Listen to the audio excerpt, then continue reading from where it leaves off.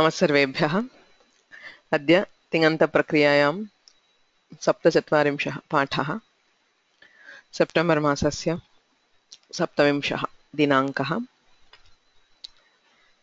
येनाक्षरसमाम्नायमधिगम्य महेश्वरात् कृत्स्नं व्याकरणं प्रोक्तं तस्मै पाणिनये नमः। वाक्यकारं वररुचिं भाष्यकारं पतञ्जलिं पाणिनिं सूत्रकारं च प्रणतोऽस्मि मुनित्रयम् अस्तु। ऋधादिगणस्य प्रक्रियायां स्मः। क्षम्यतां, सप्ताहद्वयं यावत् पाठयितुं न शक्ता। पुनरावर्तनं कुर्मः। तथैव अद्य ऋधादिगणस्य समापनं कृत्वा अनन्तरम् अभ्यासान् पश्यामः. So because I want to finish ऋधादिगण today, so we'll first do today's lesson. Then at the end of it, if we have time today, we can discuss the exercise today, or else we can discuss the exercise in the next class. Maybe I'll give a few more related to today and then we can discuss it in the next class depending on the time. So ऋधादिगणः सप्तमः गणः। ऋधादिभ्यः श्नम् इत्यनेन श्नम् इति विकरणः विधीयते। अस्य विकरणस्य अयं विशेषः, अयं मित्वसामर्थ्यात् प्रत्ययः सन्नपि मिदचोन्त्यात् परः इत्यनेन अन्त्यादचः परः विधीयते. So it's one of the very few pratyayas, because by definition a pratyayah parascha, the two go together. Pratyaya is always added to the end, but because of the mitva samarthya, it is added in the middle, that is after the final ach. Antyadachah parah shnam pratyayah bhavati.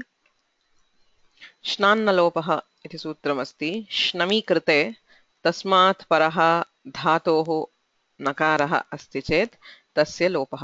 यथा भञ्जो इति धातुः भनञ्ज इति भवति, तत्र न इति श्नम्, तस्मात् परस्य धातु नकारस्य लोपः भनज इति अङ्गम्। इन्ध इनन्ध इनध एवं भञ्ज भनञ्ज भनज इत्यादि भवति। अपि च एतत् स्मर्तव्यं यत् ऋधादिगणे सर्वे धातवः झलन्ताः, अतः विकरणे कृते सर्वाणि अङ्गानि झलन्तानि. Because the vikarana is added in between, it does not change the ending, so all angas happen to be jhalanta. Sarvani angani jhalantani bhavanti. Tesham karyani giti sarvadhatuke shnasor-allopah. Shnamah astescha akarasya lopah bhavati किङिति सार्वधातुके, अर्थात् अपिति अपिति सार्वधातुके सार्वधातुकमपिति इत्यनेन ङिद्वद्भावे श्नसोरल्लोपः इत्यनेन अकारः लुप्यते। अतः रुनध् रुध् धातुः श्नमि कृते रुनध्, तस्य अकारस्य लोपे रुन्ध्। सर्वेषाम् अङ्गानां रूपद्वयं भवति। बित्सु अकारसहितम् अङ्गम्, अपित्सु अकारं विना अङ्गम्. So this is common to all dhatus of the gana.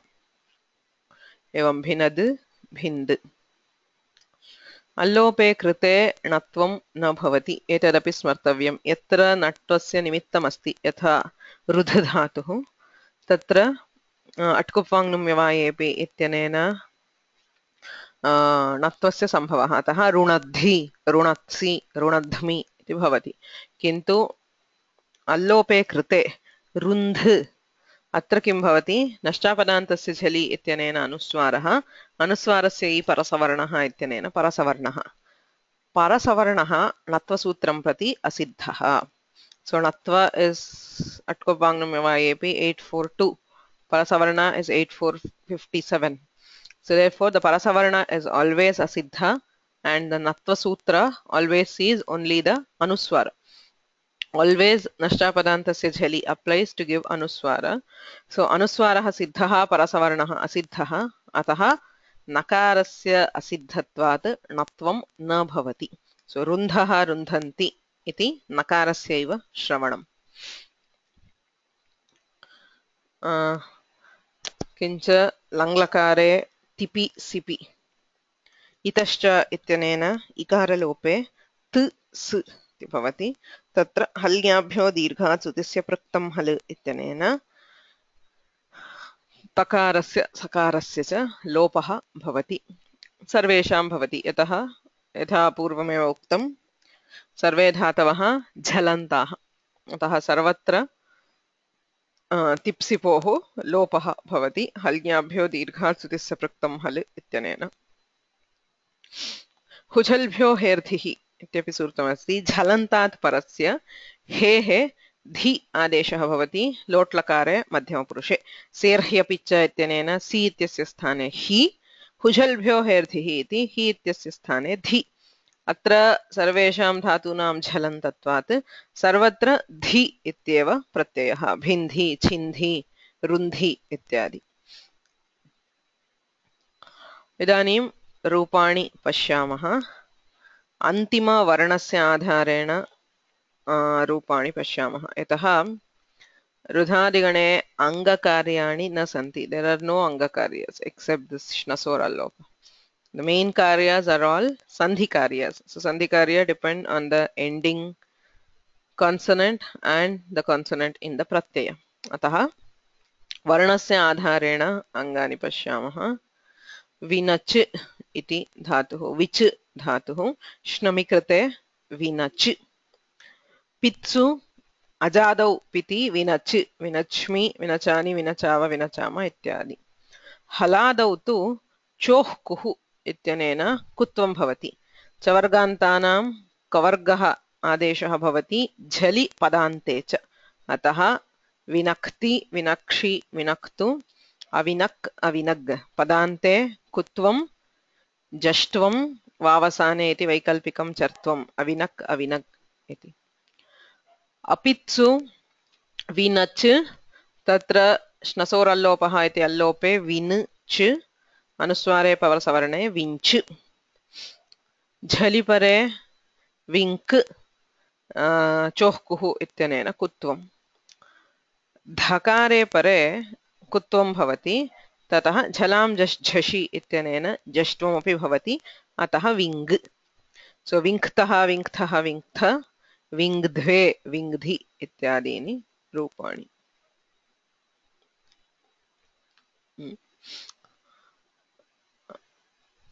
एतत् चकारान्तस्य धातोः। जकारान्तस्य धातोः प्रायेण समानं। युनज्, तत्र कुत्वे कृते युनग्, खरिच इत्यनेन चर्त्वे युनक्, युनक्ति, युनक्षि, अयुनक्, अयुनग् इत्यादि। अपित्सु अल्लोपे युञ्ज्, अल्लोपे कुत्वे युङ्ग्, युङ्ध्वे, युङ्धि इत्यादि। ततः खरिच इत्यनेन चर्त्वे युङ्क्. So the only difference between chakaranta and jakaranta is, in jakaranta you first have the kakara, then using jashtva you convert it to gakara. Here you originally have gakara, using chartva you convert it into kakara. So yunakti, yunktaha, yunjanti, yunakshi, yunktaha, yunktha, yunajmi, yunjvaha, yunjmaha. युङ्क्ते, युञ्जाते, युञ्जते, युङ्क्षे, युञ्जाथे, युङ्ग्ध्वे, युञ्जे, युञ्ज्वहे, युञ्ज्महे। ततः तवर्गान्ताः। तवर्गान्तेषु तकारान्तः एक एव धातुः कृत्, तत्र श्नमिकते कृणत्। ऋवर्णान्नस्य णत्वं वाच्यम् इत्यनेन णत्वं भवति। सो कृणत्ति, कृणत्सि, कृणत्मि इत्यादि। पित्सु सर्वत्र कृणत् इत्येव। अपित्सु अल्लोपे अनुस्वारपरसवर्णयोः कृतयोः कृन्त्। तकार थकारयोः परयोः कृन्त् इत्यत्र झरोझरि सवर्णे इति तकारस्य वालोपः, अतः कृन्तः, कृन्त्तः इति रूपद्वयं। सर्वत्र तकारे तकारादौ थकारादौ वा प्रत्यये परतः विकल्पेन झरोझरि सवर्णे इति लोपः भवति। धकारे परे झलां झषि इत्यनेन जष्ट्वं, तस्य विकल्पेन लोपः, अतः कृन्ध्वे, कृन्ध्वे। कृणत्ति, कृन्तः, कृन्त्तः, कृन्तन्ति, कृणत्सि, कृन्तः, कृन्तः, कृन्थ कृन्थ कृणत्मि कृन्त्वः कृन्त्मः कृन्ते कृन्ते कृन्ताते कृन्तते कृन्से कृन्ताथे कृन्ध्वे कृन्ध्वे कृन्ते कृन्त्वहे कृन्त्महे इति रूपाणि भिद् धातुः दकारान्तः तत्र श्नमिकृते भिनद्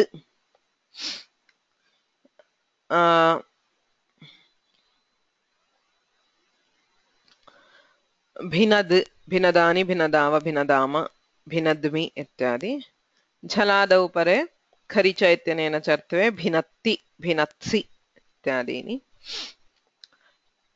अपित्सु अल्लोपे कृते भिन्द्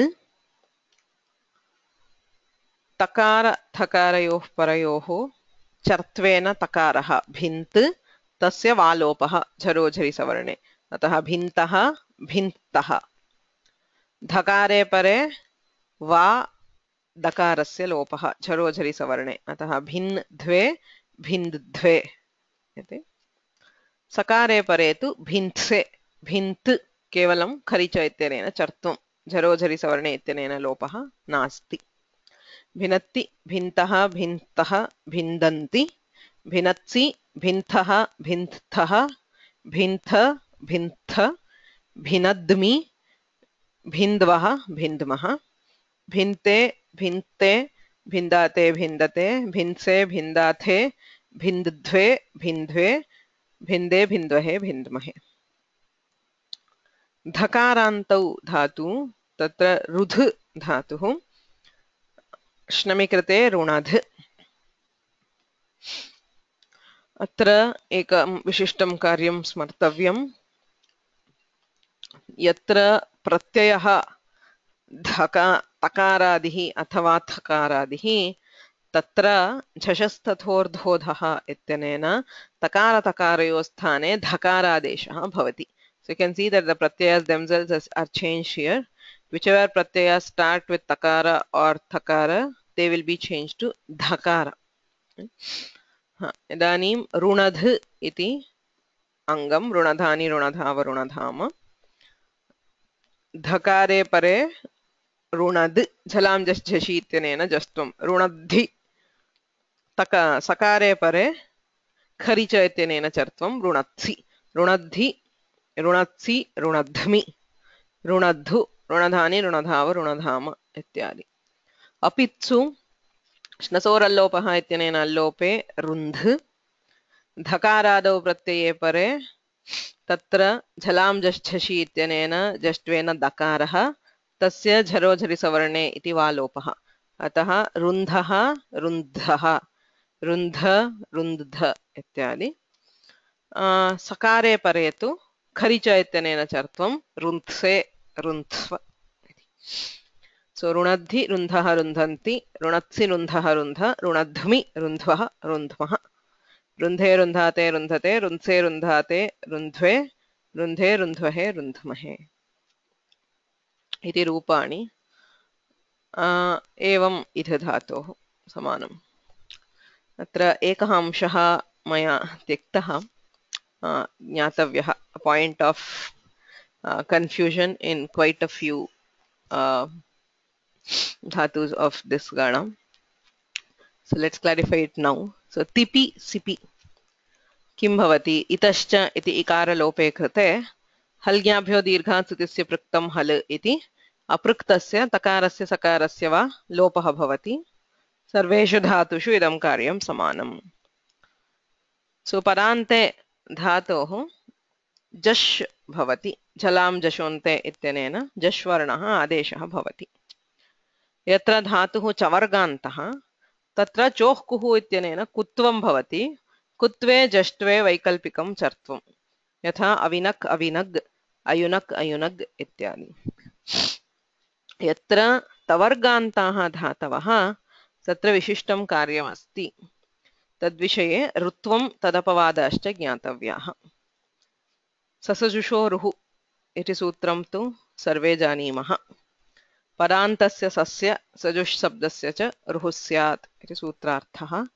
सर्वत्र one of the most frequently used sutras in रूपसिद्धि. ससजुषोरुः इति रुत्वं झलां जशोन्ते इत्यस्य अपवादः। यतः पदान्ते सकारः अस्ति चेत् सः झलां जशोन्ते इति सर्वत्र जस्त्वस्य प्राप्तौ विशिष्य सकारस्य रुत्वं विधीयते. So ससजुषोरुः is always an apavada to झला जशोन्ते. किन्तु ससजुषोरुः इत्यस्यैव केचन अपवादाः सन्ति. वसुस्रंसुध्वं स्वनडुहां दः इति सूत्रमस्ति 8-72. एतत् सूत्रं प्रकृतेनोपयुक्तं, तथापि पदान्ते एतेषां वसु स्रंसु ध्वंसु अनडुहां दः दकारादेशः भवति. So instead of rutva we have the dakaradesha. You have vidvas. Vidvas is vasvanta. Vasu is a pratyaya, so vasvanta. So vidvadbhyam, vidvasbhyam vastutah rutvam bhavet because it is sakaranta and it is a pada. Kintu anena sutrena vasusramsudhvam swanaduham daha ityanena dattvam bhavati vidvadbhyam. Evam sramsudhvamsu iti dhatu. So words derived from them. Yatha ukhasras ityasti. Ukhasras bhyam. Tatra datve ukasradbhyam. Parnadhvas bhyam.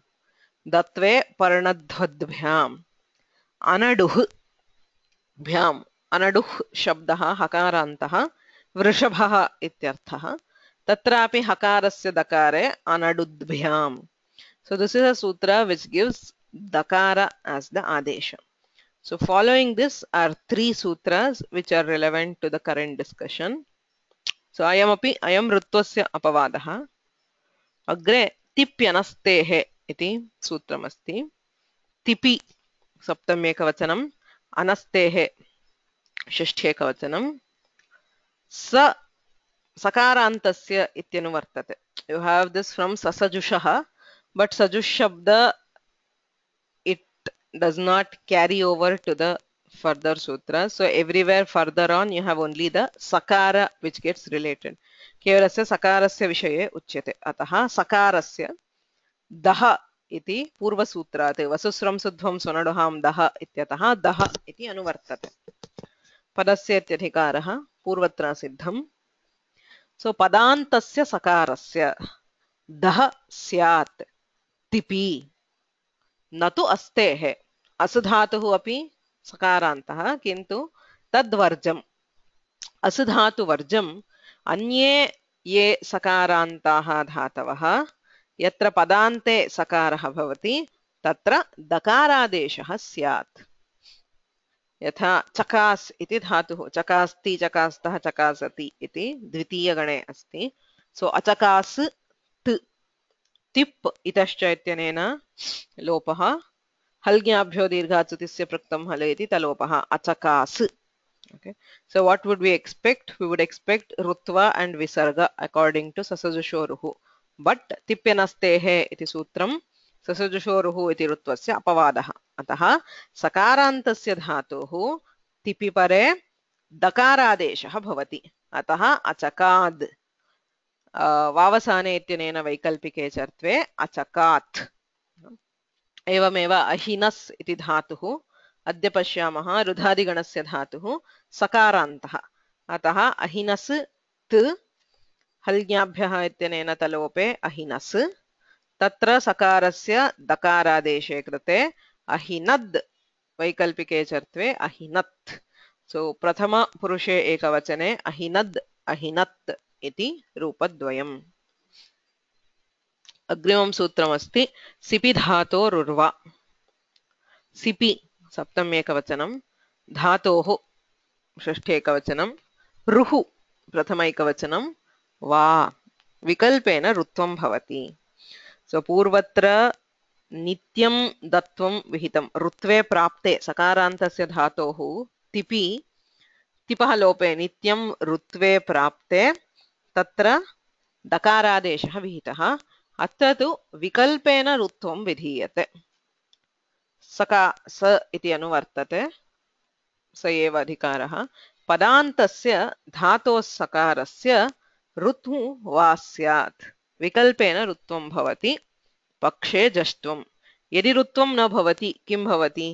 झलां जशोन्ते इत्यनेन जष्ट्वं भवति जष्ट्वे कृते वा चर्त्वम् अचकास् स् इत्यस्ति SIP सिपः लोपे अचकास् ऋत्वे कृते सिपि धातोरुर्वा इत्यनेन ऋत्वे अचकार् तदभावे झलां जशोन्ते इत्यनेन जष्ट्वे कृते अचकाद् अचकार इत्यत्र ऋत्वस्य विसर्गे अचकाः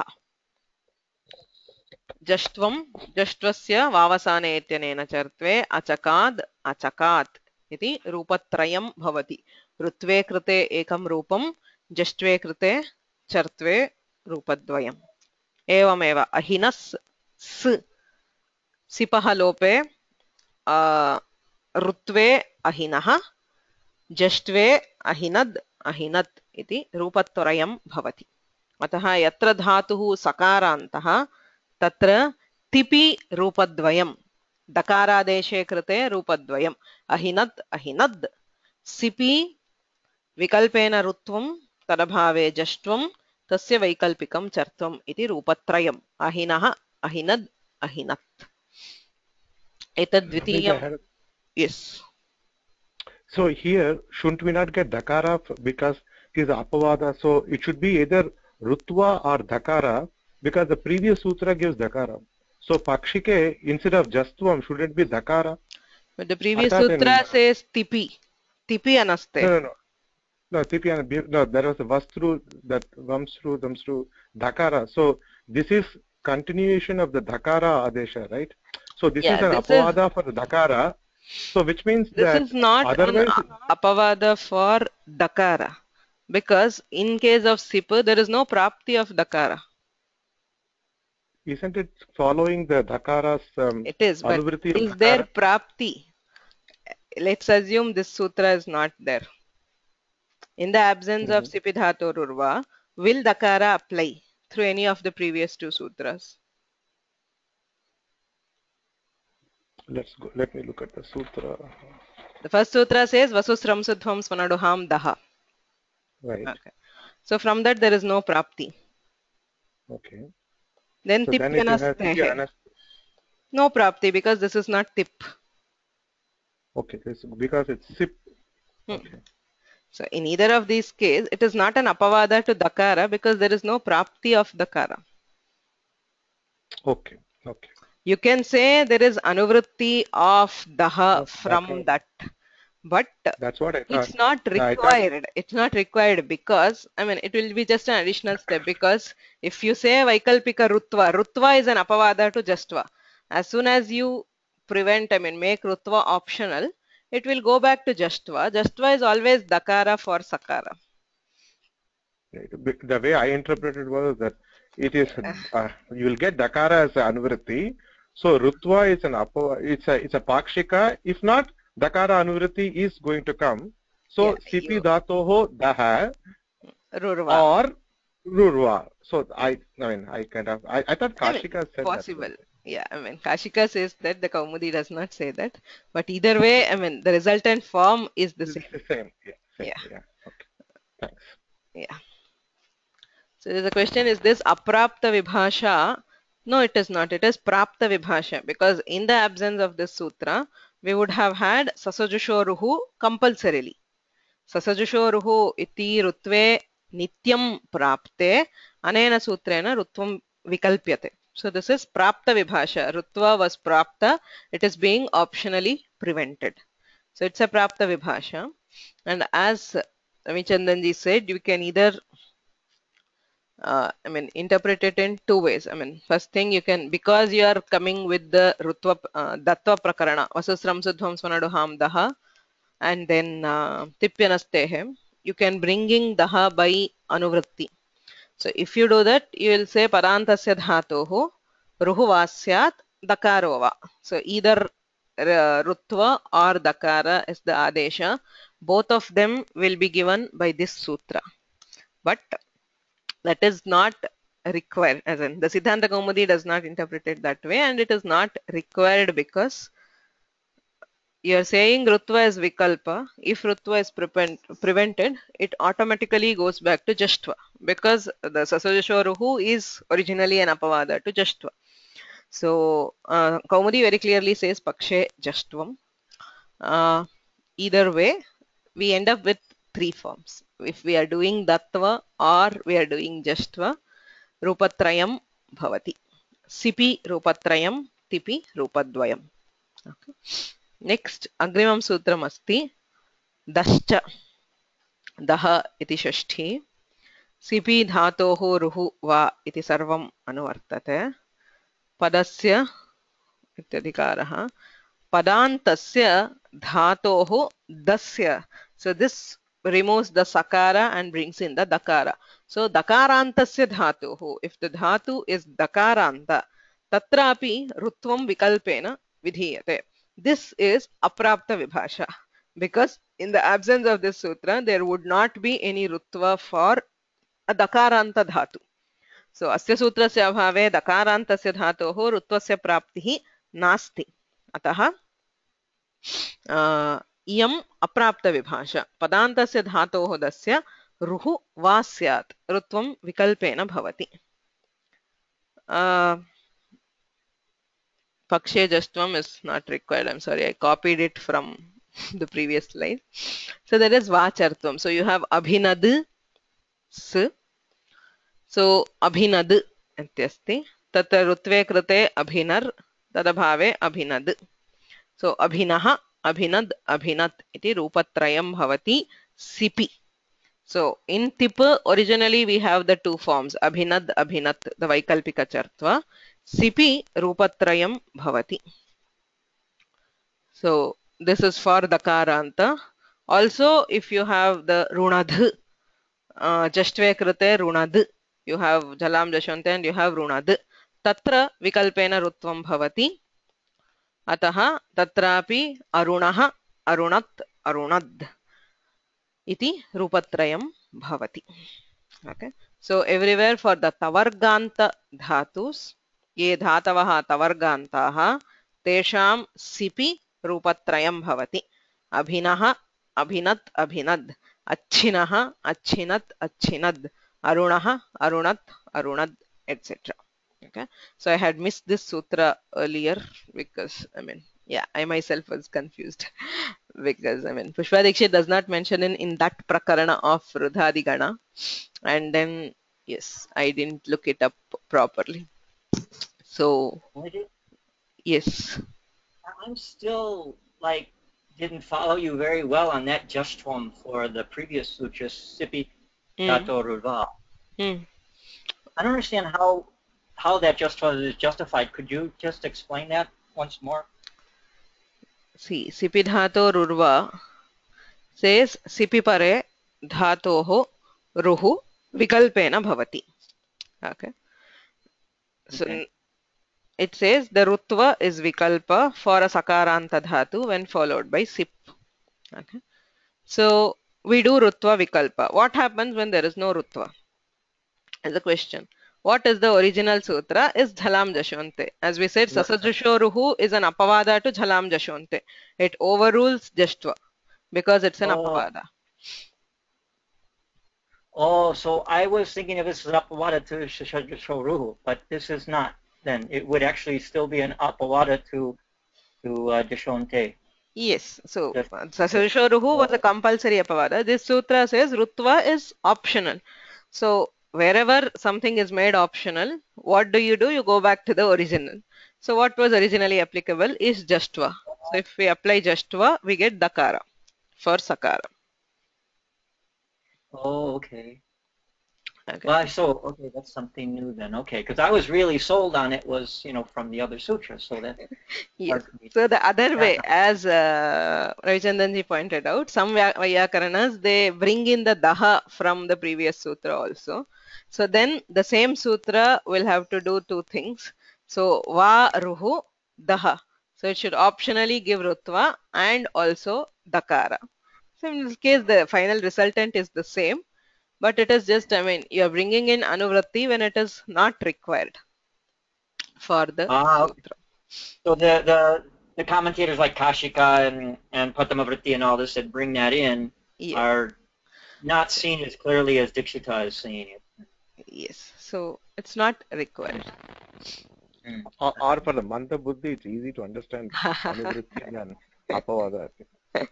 Yes, but see, I mean, if you have come till the end of the Ashtadhyayi and if you still not understood Apavada, so it's rather difficult because you see, Utsarga Apavada is the foundation on which the Ashtadhyayi stands. The Bhashyakara says in the first Paspashanhika, Kvachir Utsargah Kartavyah, Kvachir Apavadaha. What is Vyakarana? What is the shortest way when he is discussing about what is the shortest way to, bring the Vyakarana Sutras? So there is a question, should all sadhu shabdas be told or should all, asadhu shabdas be told? Which is the easiest way? Should we just say, okay, give a list and say, okay, these are all the correct words or these are all the wrong words? So then he says, yeah, obviously it's not uh, to list the wrong words because for each correct word there could be some 100 wrong words. So then he again says making a list is again not is pointless because words have no end. So he says क्वचित् लक्षणं प्रवर्त्यं सामान्यं लक्षणं प्रवर्त्यं क्वचित् उत्सर्गः तस्य अपवादः. So there he defines what is Vyakarana. There is Utsarga, there is Apavada. So you have to understand Utsarga and Apavada. That is Vyakarana, nothing else. You understand what applies generally and what is an exception to it. Yes. So, but yes, as you said, there are two ways of interpreting it. Either way is fine. So somebody asked, what is Pakshe? Pakshe, we use it, that is what in the other hand. That is when you're applying something optionally, what happens when that option is not applied? So he says, Ruktvam bhavati, Rutva bhava Pakshe. That is when, what happens when this does not apply, you have Jashtvam. So Paksha is one option. So when you have two things which can happen. So the other option is Jashtvam. Okay, thank you for that. Okay, so these three sutras, Tipyanastehe, Sipidhatorurva and Dascha, we have to remember them.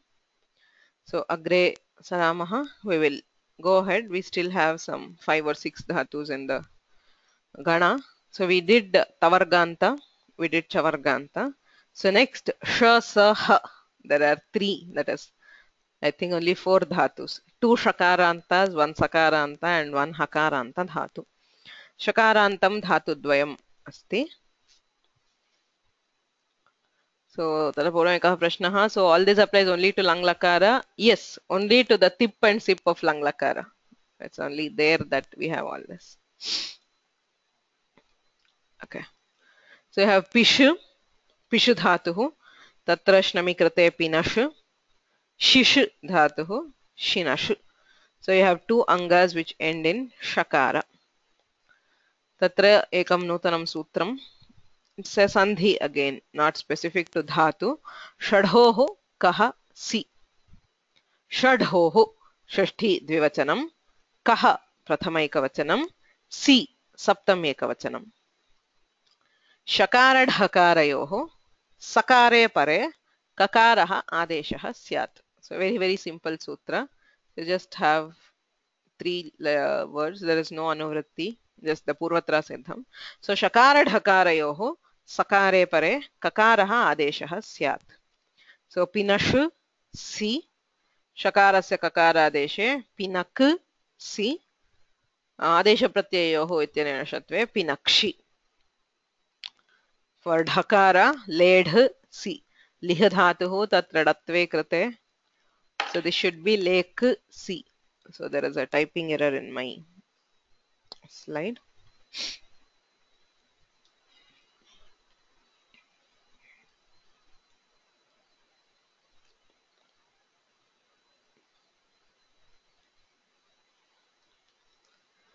So ledh si, dhakarasya kakaradeshe lek si, lekshi. Shakara dhakarayoho sakare pare katvam bhavati. Okay.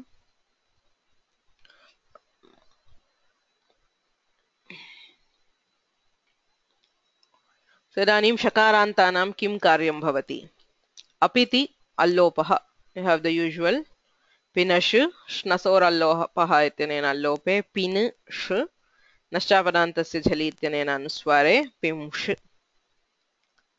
Sakare pare katvam bhavati. Pinash becomes pinak. In all other cases, it is pinash. Okay. So then there is one more thing. Shakarat parayohu, takara thakarayohu, shtutvam bhavati. So you have pinash ti, tatra shtunashtuhu ityanena shtutve pinashti. So pinash, it's a very simple table. There is no atmanepada, it's a parasmaipadi dhatu. So kevalam parasmaipadanam rupani. Pinash.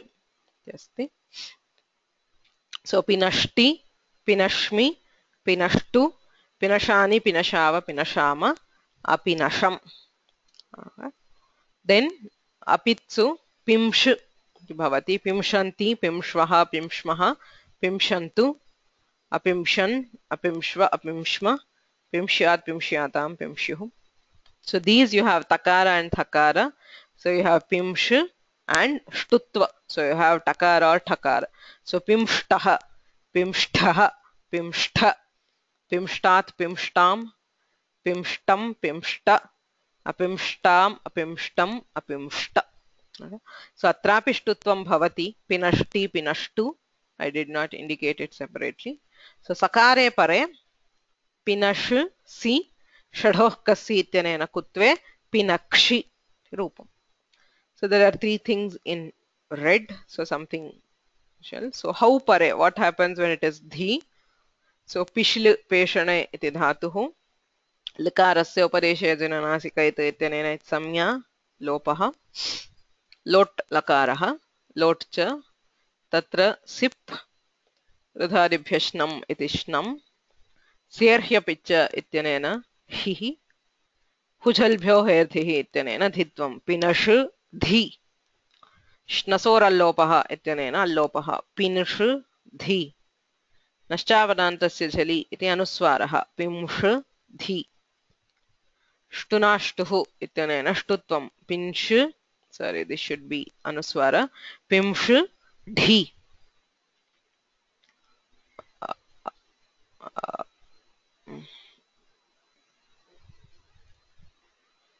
So just one moment.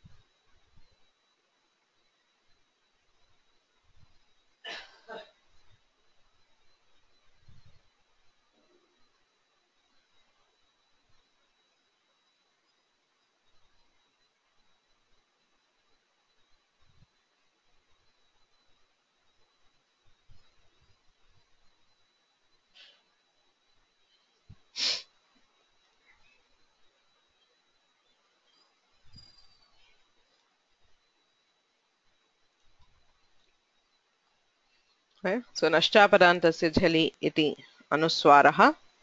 Shtunashtuhu ityanena dhakarasya shtutvam dhakaraha. Pimsh dhi. Jhalam jhashi ityanena shakarasya dakaraha. So jashtva for shakara is dakara. Pindh, pind, dhi. Anuswarasya parasavarnaha iti parasavarnaha. Pind, dhi.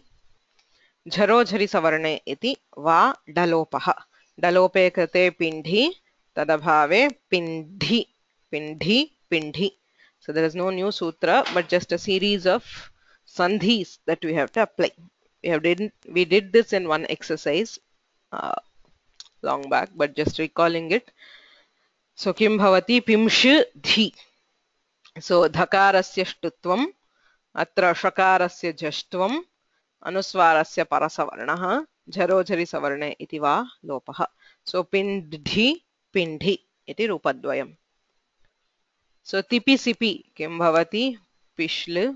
So you have अपिनश् त् अपिनश् हल्याभ्यो दीर्घात्सुतिस्य पृक्तं हल्. झलां जशोन्ते इत्यनेन डकारः षकारस्य जष्ट्वेन डः. सो अपिनड् वावसाने इति चर्त्वे अपिनट्. अतः अपिनट् अपिनड् इति रूपद्वयम्.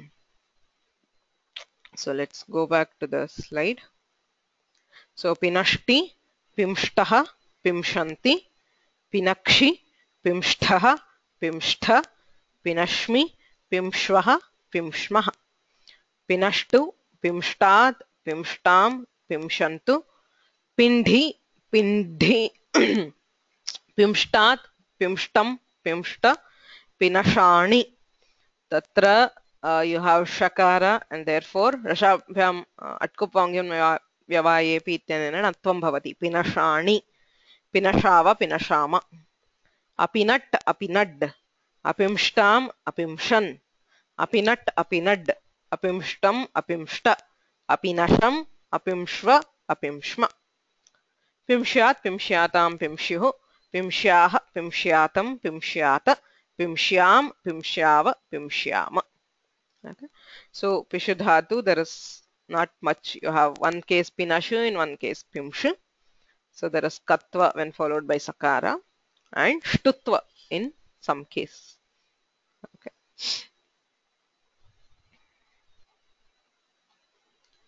Sakarantaha eka eva dhatuh hisi himsayam iti dhatuh idit iditvat iditonum dhatoh iti numagamaha hins अस्ति.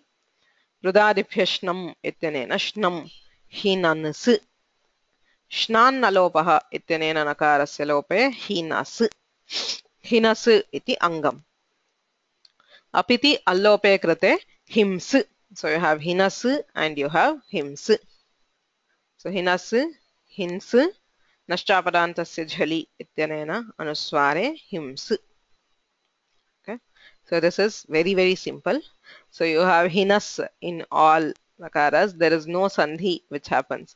Hinasti, hinassi, hinasmi, hinastu, hinasani, hinasava, hinasama, ahinasam. Okay. So apitsu sarvatra hims. So there is no sandhi. Himstaha, himsanti, himsthaha, himstha, himsvaha, himsmaha. Himstat, himstam, himsantu, himstat, himstam, himsta. Ahimstam ahimsan ahimstam ahimsta ahimsva ahimsma. Himsyat himsyatam himsyuh himsyaha himsyatam himsyata himsyam himsyava himsyama. Tipi sipi kim bhavati? Tipyanastehe iti dakaraha. As we saw, tipi rupadvayam ahinat ahinad. Sipi va rutvam. So there is optional rutva. So you get ahinaha pakshe jashtvam अथवा दत्वम. सो अहिनत् अहिनद् रूपत्रयम् सिपि तिपि रूपद्वयम् अहिनत् अहिनद् अहिनः अहिनत् अहिनद्. सो अत्र हिंस् धि इत्यत्र एकं सूत्रं ज्ञातव्यम्. धि च इति सूत्रम् अस्ति. धि इति सप्तमी एकवचनं च सस्य इति अनुवर्तते. रात्सस्य इति सूत्रात् लोपः इत्यपि अनुवर्तते. पूर्वत्र सिद्धं. धकारे परे सस्य लोपः स्यात्. So sakara is deleted when followed by dhakara. Hins dhi sakarasya lope hin dhi. नश्चापदान्तस्य झलि अनुस्वारस्य इ परसवर्णः हिन्धि. अतः हिन्धि हिंस्तात् हिंस्तं हिंस्त. हिनस्ति हिंस्तः हिंसन्ति हिनस्सि हिंस्थः हिंस्थ हिनस्मि हिंस्वः हिंस्मः. हिनस्तु हिंस्तात् हिंस्तां हिंसन्तु हिन्धि हिंस्तात् हिंस्तं हिंस्त हिनसानि हिनसाव हिनसाम. अहिनत् अहिनद् अहिंस्ताम् अहिंसन् अहिनः अहिनत् अहिनद् अहिंस्तं अहिंस्त अहिनसम् अहिंस्व अहिंस्म. हिंस्यात् हिंस्यातां हिंस्युः हिंस्याः हिंस्यातं हिंस्यात हिंस्याम हिंस्याव हिंस्याम. Okay. So that is his. So the special thing is only dhi cha. Otherwise there is no karya at all for sakara. And the last dhatu of Rudhadigana is trih. Trih dhator vishaye ekam sutram asti trinaha im iti. So trinaha iti षष्ठे एकवचनम्, im iti प्रथम एकवचनम्, हलि पिति सार्वधातुके इति अनुवर्तते, अंगाधिकारः. So तृणः अंगस्य इम् आगमः स्यात् हलादौ पिति सार्वधातुके. So haladi pit sarvadhatuka, you have an im agama for the anga. So you have trinah mi, tatra imagamah midachontyaat parah ityanena antyadachah parah. So you have trina ih mi, im iti ikaragamah antyadachah parah. So trina ih mi adgunah iti gune krite trinehmi bhavati. Okay, so this is one thing about trih dhatu. Trinaha im ityanena haladau piti sarvadhatuke imagamah bhavati. There is one more thing to be known because it is hakaranta. Hakarantasya dhatvam bhavati. Again a common sutra which is used widely. So hodhaha iti sutram, haha iti षष्ठे एकवचनम्, ढः iti प्रथम एकवचनम्, झलि इत्यनुवर्तते, अन्ते इत्यपि अनुवर्तते, पदस्य इत्यधिकारः. सो झलि पदान्ते. हकारस्य ढकारः आदेशः स्यात् झलि पदान्ते च. सो तृणः ति अयं झल्. सो तृणः इम् इत्यनेन इमागमे कृते तृणेः ति, होढः इति ढत्वे तृणेढ ति अयं झलि. पदान्ते अतृणः त, इमागमे अतृणेः त, हल्ज्ञाभ्यो दीर्घादिति तकारस्य लोपे अतृणेः, पदान्ते हकारस्य ढत्वं भवति अतृणेढ. Okay, so अतृणेढ, you have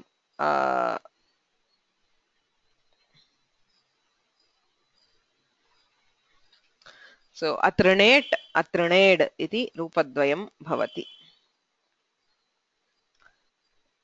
So you have trinah is the anga, haladau piti sarvadhatuke imagamah bhavati. So trinah becomes trineh. Apiti allopah. So trinah allope trinih, nashtapadantasya jhali ityanena anusware trimh. Takara thakarayoh, you have trimh and you can have say takara. Tatra hodhaha ityanena dhatoh hakarasya dhatvam bhavati. Dhatve krite jhashastathordhodhaha. If you remember from runadh, jhashaha parayoh takara dhakarayoh dhatvam bhavati. So it is replaced by dhakara. Takara or thakara is replaced by dhakara. Now you have dh and dh. Asya dhakarasya shtutvam bhavati. Shtunashtuhu ityanena dhakarah. So you have dhakara and dhakara. Idanim dhodhe lopah iti sutramasti. Dhaha षष्ठे एकवचनम्, ढे सप्तमे एकवचनम्, लोपः इति प्रथम एकवचनम्, पूर्वत्रा सिद्धम् इत्यधिकारः. ढकारस्य ढकारे परे लोपः. So everywhere if a dhakara is followed by another dhakara, the first dhakara is deleted. Trinedh dhi, asya dhakarasya, you had trineh ti, hakarasya hodhaha iti dhatvam, trinedh ti, झषस्तथोर्धोधः इति तकारस्य धकारः, तृणेढ धी, ष्टुनाष्टुः इत्यनेन ष्टुत्वं, तृणेढ ढी. इदानीम् अस्य ढकारस्य ढोढे लोपः इत्यनेन लोपे तृणेढि इति रूपम्. Okay. So So if you look at the prakriya, trihahimsayam iti dhatuh, itsamyakasya lopaha, trih, lat, tiptasjhi, ridhadibhyashnam, trinah, ti, trinah im, trina ih, ti, आद्गुणः इति गुणे तृनेः ति होढः इति ढत्वे तृनेढ ति झषस्तथोर्धोधः इति धत्वे तृनेढ धी. So you have the natva rvarnannasya natvam vachyam तृनेढ धी. ष्टुनाष्टुः इति ष्टुत्वे तृनेढ ढी. ढोढे लोपः इत्यनेन लोपे तृणेढि.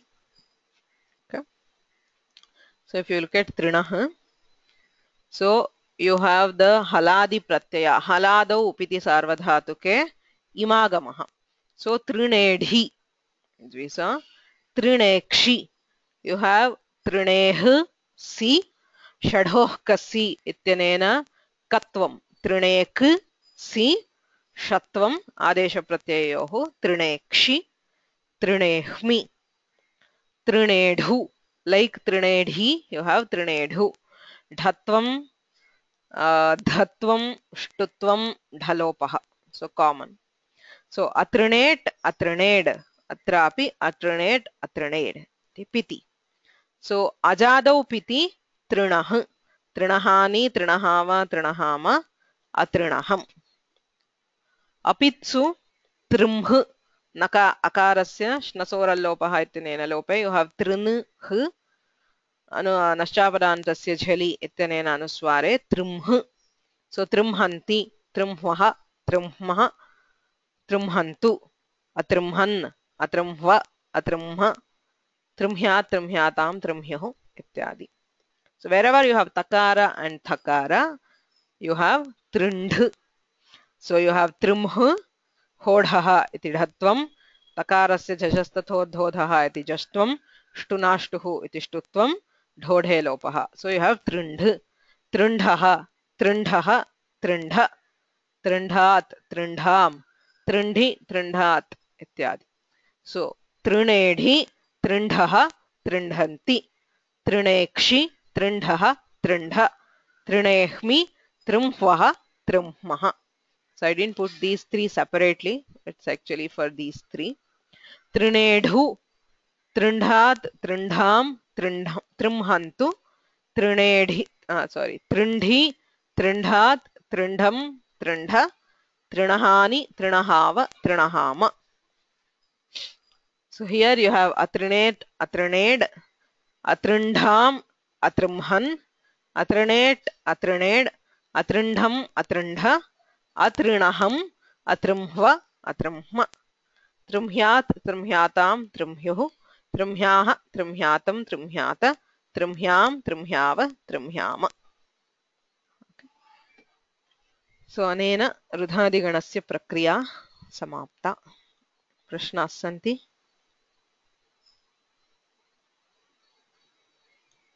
Any questions? The saving grace is that it's a small gana and not popularly used. That is also a problem because, as I said, we are not familiar with the forms. But yes, thankfully there are only a few. So if we had more halanta, more consonants, we would have had to do more sandhis. So, but trust me, these sandhis are all rather instinctive. So once you get used to them, they do become instinctive after a while. So in the powder blue, the takaras are replaced by the dode lopaha. So there is, that series of karyas will happen. Hakara replaced by dhakara, takara replaced by dhakara, and then shtutva, and then the dhakara, the first dhakara is deleted by dhodhe lopaha. Yeah, looking at the chart, then that's what we're doing. We're just like moving that takara, all those takaras by dode lopaha. Yes. Because otherwise the charts are, there's the differences that you have to do in the charts and all that gets you a little, you just have to know what you're doing. Yes. Yeah. So, okay. So I think we are done with the Rudhadigana. Coming to the exercises. I guess I made a few mistakes in giving the pratyayas here, as in the pada does not fit in some cases. Say the parasmay pada dhatu. Well, yes, I'm sorry about that. I didn't check it up properly. But yes, so there are quite a few. It's easy to set questions, but yeah, let's do it. Anybody wants to start? I can try. Yes, please. Okay. So we start with rich, lut, thas. Mm. Right? That's the first one. Yeah. Mm. So it is richir, virechane, ubhayapadi, and rich, ir, it samgya vachya. So rich, il, vartamane lut. Then rich thas, atistabji. Then you have rinach thas, runadibhyasnam. Then you get rinach se, thasa se. Then you get rinch se, snow lopa hai. Then you get rink se, chos kuhu. Then you have rink se, vyadanascha padantascha jali. Then you have rink she, adeshe pratyayo. Then you have rink she, anuswara se yahi savarne. Then the shakara, kakara becomes shakara. So rink she. Rinkshe.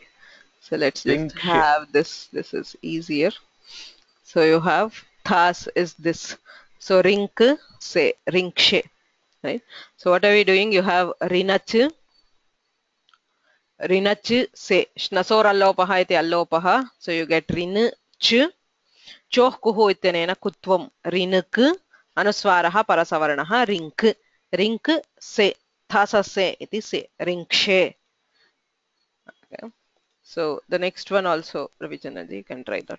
Okay. We'll take. So rich lung tip.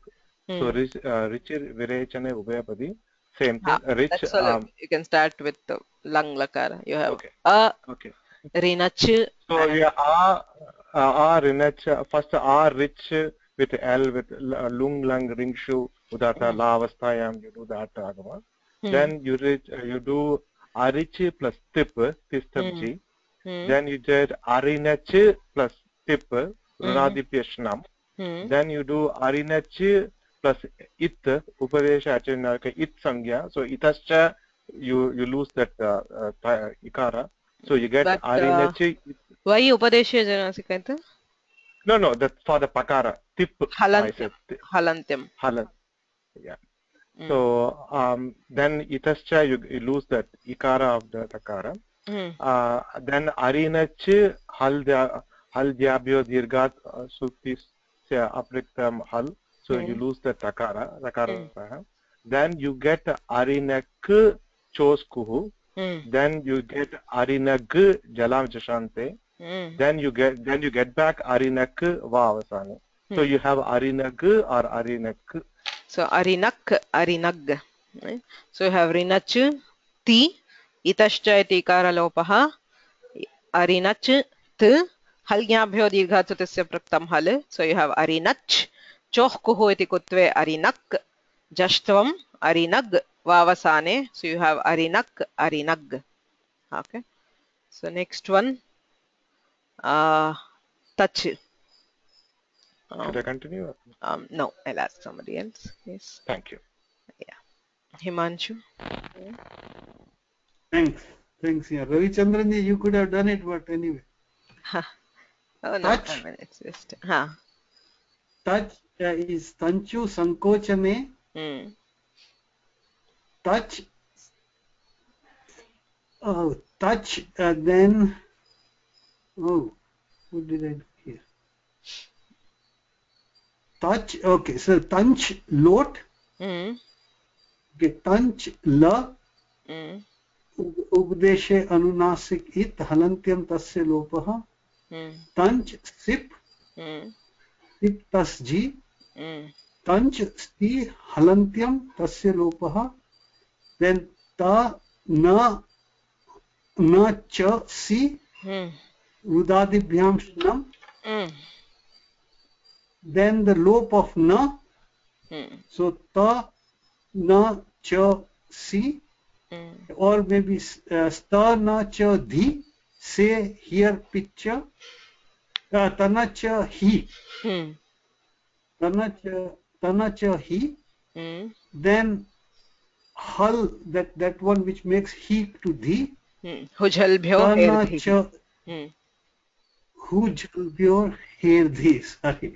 So tana cha dhi, then chokuhu, ta na. Okay, so sorry. Then that thing will apply where a goes in na. So tan cha dhi, Shnasorallopaha. dhi, snashor allopaha. So tanach dhi, then chokuhu tan kadhi, then jhalam jashi tang dhi, नष्पदान्तस्य झलि तंग धी, अनुस्वारस्य यही पर सवर्णः तंग धी. Right, so just one last, we do anuswara, then jhalam just jhashi, and then parasavarna, because it's 8-3. Yes. Nashapadantas is 8-3, correct. So that's it. So you have tang dhi, wing dhi, so it will be tang dhi. So on the pratyaya part you have si, serhya picha, and hujalbhyo herdhi. So then you have tanach dhi, shnasorallopaha, tanach dhi, chohkuhu, tan k dhi, anuswara, and then jhalam jhashi parasavarna tang dhi. Right. So next one, you can try, continue. Okay, so next is I didn't do the touch one because the tanche is pad was parasmaipadi. So can I do the sip one? Prich lung sip? Yes. So touch load it. 1 second. Why did I give that it? Vahi mahin. Okay. So you can. Okay. Fine. So I wanted that tanachani. Number 5. 5. 5. Prich, prichi samparke rudhadi. So prich, then prich lung, prich la, pat prich la, lung lung ling shwadudatah adiyantau takitau, aprich la, halantyam, aprich sip tittasji, aprich si halantyam tasya lopah, aprich sa itascha, apri na cha sa rudhadibhyah shnam, apri na cha hal yabhyo dirghat sutisya priktam hal, aprinach rashabhyam nonah saman pade, aprinak chokuhu. Oh no, the order is wrong, sorry. So chokuhu comes first. Aprinach, aprinak, aprinak, aprinag,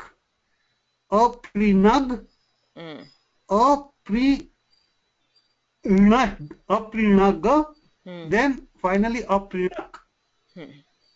So you have apranach, si, itascha, and then halyabhyo dirghat sutisya praktam hale, that goes away. You have kutva, so it becomes apranak. Then you have jashtva, apranag. Then vavasane you have apranak. So natvam rivarnan nasya natvam vachyam ityanena natvam bhavati. Okay. So should the natvam come after choskuhu, right? After chohkuhu and jhalam jashonte. After jalam jashonte. Yes, natva is 8-4. Jhalam jashonte is 8-2. 8-2-39. Okay, thanks. So next, somebody else, maybe Paul.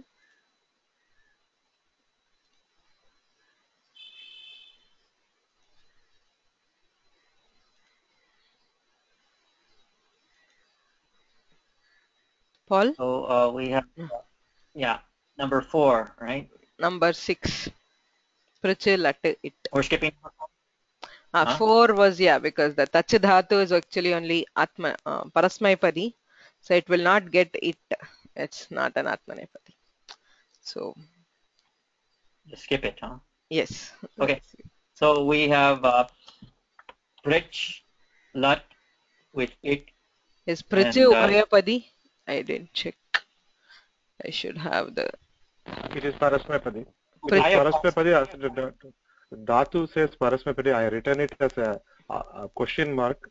It says Parasmapadi, but you are giving it again. Yeah, But I again, did it that as is a technical exercise. I did it. But priti samparka is again a parasmaipadi. Parasmapadi. I written it as a question. So next one, please, Paul. Don't do 6, do 7. 7. Yes. Okay. Boy, we're going through them fast. Okay. Yuj, lung with mip. So it's ayunajam. So you got yuj dhatu, vayapadi, yujir yoge. Yuj, ir, it's sanyavachya. So you get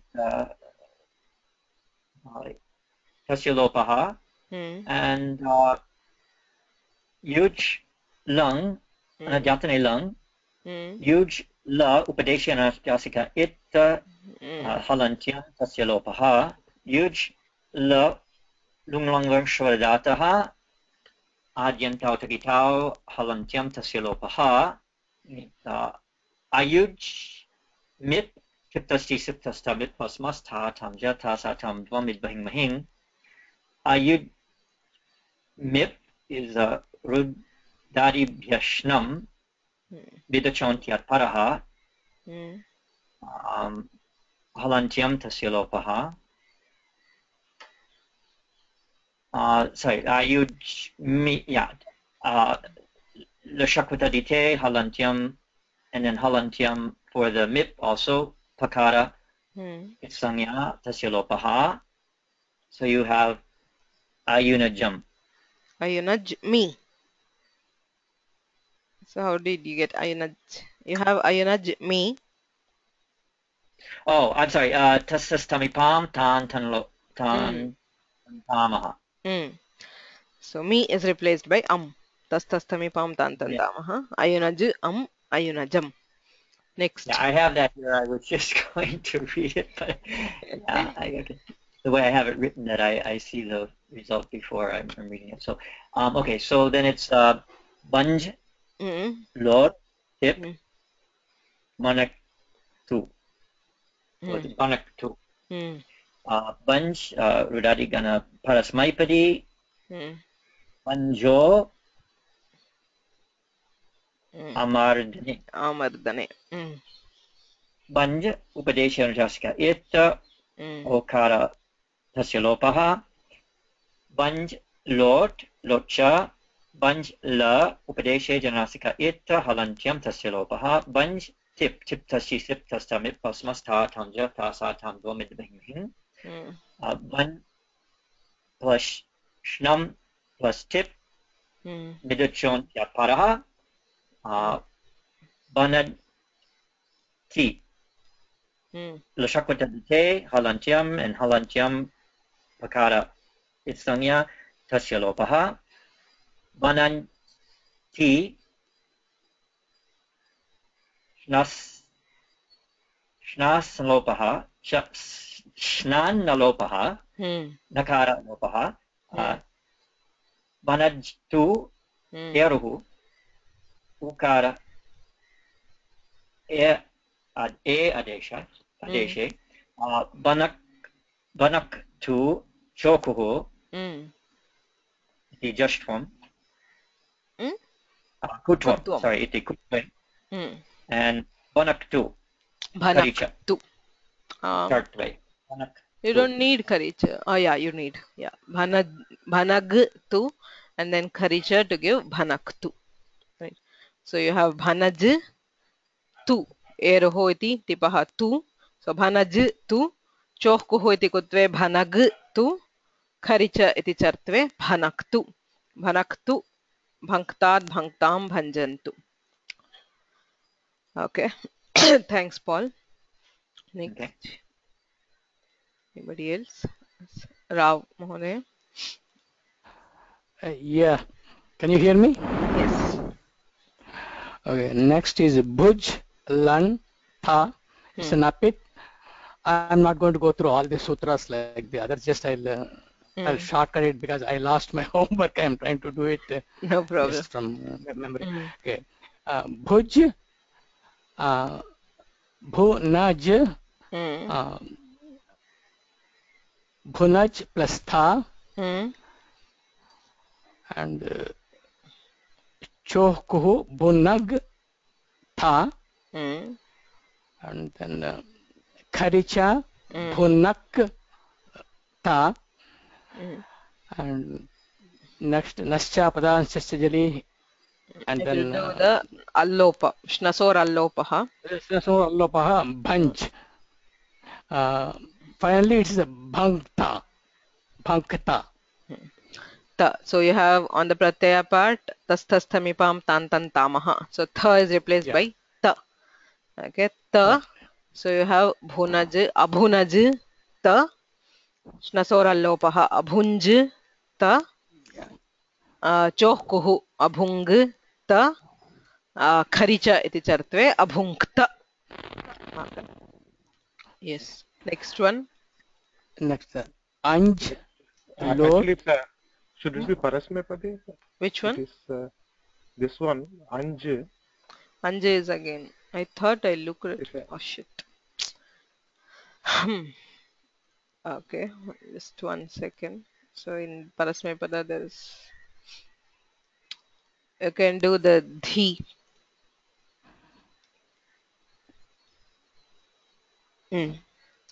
Yes. Okay, we can leave that for now. Next one. Yeah.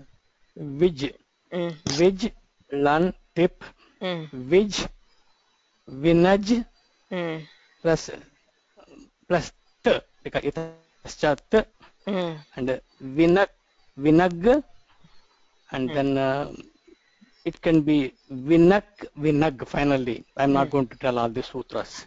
Avinak, avinag. Because there is adagama. Avinag, right, that's right. So avinak, avinag. Chohkuhu iti kutvam. Vavasane iti chartvam. So avinak, avinag. Yeah. Next. Thank you. Yeah. Anybody else wants to try?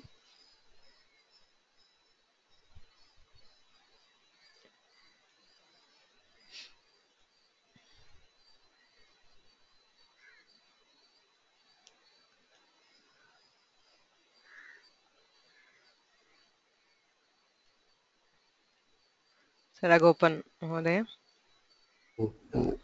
Which one I should say now? 12. 12. Vrij Vidiling Ji. Vriji Varjane Rudadi Parasmipadi set. Runaj Snam Rudadibhyasnam Runaj Ji. Then G is becoming Ling. Vranaj Ling. Vranaj Jus. Vranaj Yasut Jus. Runj Ya Us. Lingasaloponantasya. Rinch Chakara. Rinch Ya Us. Usya Padantat. No chakara. Why chakara? Because it's not khar. So it's vrinj. No Chakara. Because there is no khari eva chartvam. So Rinj Ya and Us.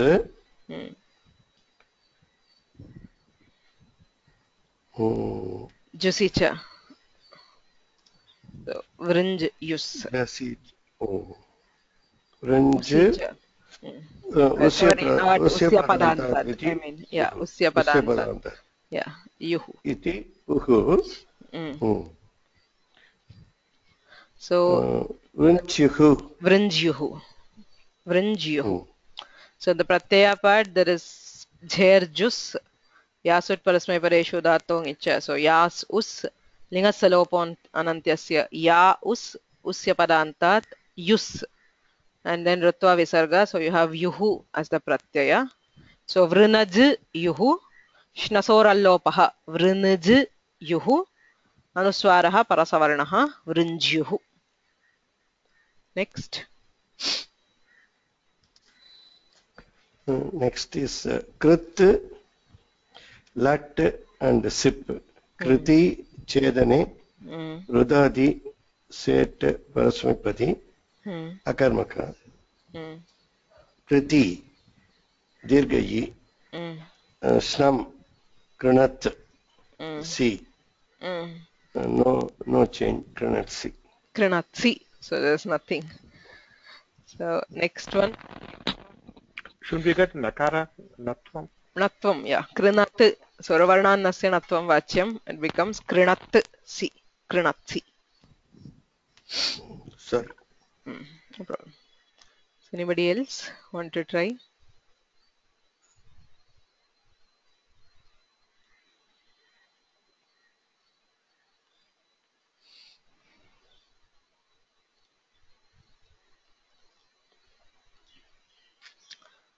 Okay.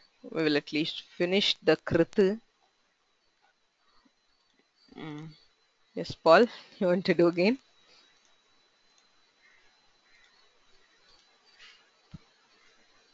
Okay. So we have krit lung with sip. So it's akranat and akranat. So it's a krit parasmaipadi. Kriti desh tane. Krit deshi anasika etta tasya lopaha. Krit lung anadyatane lung. Krit la upadeshi anasika etta halantyam tasya lopaha. Akrit ल मंगलश्वरदातः आद्यन्तावटकिताव हलन्त्यं तस्य लोपः अकृत् SIP तिप् तसि SIP तस्तमित् भस्मस्थाथं यथासाथं त्वम् इद्विर्महिं अकृत् पस्ष्णं SIP रुदादिभ्यष्णं मिदचोन्त्य परः अकृणत् C लशक्तदिते हलन्त्यं तस्य लोपः अकृणत् स इतश्च अकृणत् हल् नबीर्दो हल् ज्ञाभ्यो दीर्घात् सिसियुक्तं हल् इति सकारलोपः लुप्यते अकृणद् जलान् जश्चोन्ते जस्त्वे सुप्तिङन्तं पदम् अकृणद् रवार्णात् च इति वक्तव्यम् इति नत्वे अकृणत् वा अवसाने with both forms. अकृणत् अकृणद् सनत्वं सिपः इतश्च इति लोपः हल्ङ्याभ्यो दीर्घादिति लोपः. Okay, next one. Krit Lord tas krit parasmaipadi kriti deshtane. Okay, the same. Krit, let's say it's krit upadeshi dinasika. Okay, krit Lord locha krit tas tas tam pasmas tatam tasatam in here. So we get krit plus shnam unadibhya shnam plus tas, and it's a midachon kyat paraha again. Krinat tas. Tadite halantyam tasya lopaha na vipaktau tusmaha. Krint tas. Shnasora lopaha. Akara lopaha. Krint tam tas tas tamipam tan tam tamaha. Iti tamadeshah. कृन्तं नश्चापदान्तस्य जलि कृन्तम् अनुस्वारस्य यै परसवर्ण कृन्तम् जो जरि savarne draw jari savarne. We get the two forms krintam and krintam. Krintam. So tastastamvam tam tam tamah iti tam adeshah. So you have krinat tam shnasora lopah krint tam anuswarah parasavarnah jharo jhari savarne iti lopah krintam krintam. Okay, so next again this is a parasmaipadi. So 17, the last one for today. Paul. Okay. Lang dhvam. No. Vidhiling mip.